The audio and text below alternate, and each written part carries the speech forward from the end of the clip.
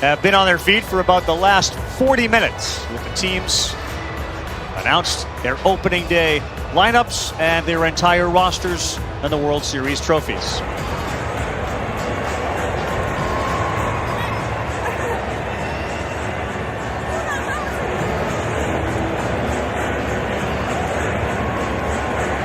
Megan Thee Stallion is being told the pitch clock, which is something that we're going to see this year, is now running. She was practicing beneath the stadium just a few minutes ago and was throwing strikes. So here we go as she gets set to throw.